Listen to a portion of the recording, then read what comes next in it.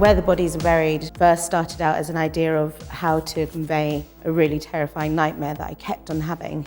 There was a body that was buried in my house or in the garden. The police are coming and I know I've done it. I can't remember doing it. And it's this nightmare of morality, feeling like an outsider, feeling like you've done something wrong, a really guilty, anxious feeling inside. And because I'm now going to therapy, therapy is always asking you to unpick where something comes from, or that it's a natural thing that goes with it. So I was like, where does this dream come from? And when I was trying to pull it back, I was like, was it watching crime dramas with my father? Was it all the podcasts we listened to? Was it Scream? Was it Blair Witch Project? Or was it Brookside with the Trevor George story Under the Patio? So I feel like in this installation, I'm inviting the viewer in to come and explore all these things with me and explore where one thing comes from.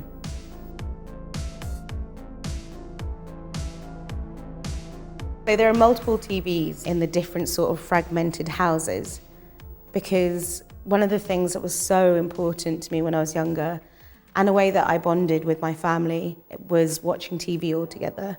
There was a thing of excitement, you waited for things, there wasn't this instantaneous need to always be satisfied, and I think that that's something that's coming out in people's relationships. They feel they should be satisfied at every level, or dissatisfaction was something that actually was quite pleasurable or was a part of life. So the Brookside element to the installation was so important to me, because I feel that quite often you can walk into a gallery space and you can not understand, even with interpretation, you can not see anything that's remotely to do with your life or a life that you've led within the walls, or you can't decipher it. And I think using something like Brookside, which was iconic,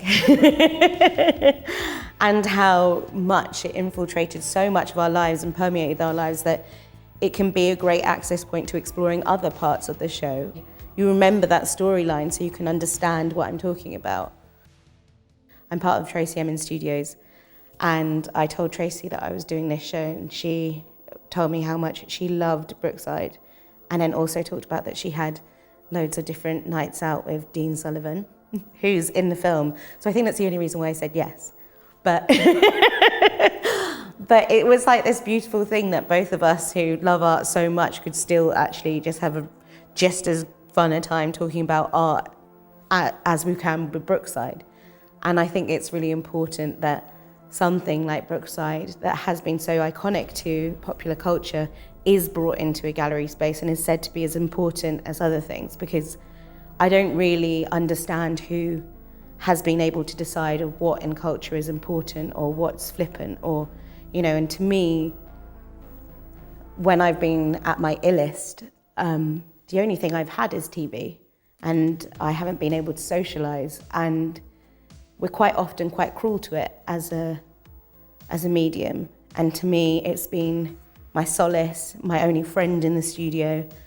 And as well as being about a nightmare, it is also about a love letter to television and how that's my life. My dog is called Telly. I really like TV, and I think that sometimes we're made to feel ashamed of that, but I genuinely believe that it's iconic and great, and it should be celebrated more, and especially in this setting. I think whenever I'm creating a world, I think about the aesthetic, and I don't really feel that work can be reused when you're creating a new world, or because otherwise they're just becoming tools rather than works within themselves. So we started this show, and we started with the idea for the sofas, and then everything sort of grew from that. But every work in this show has been made for this show, lovingly.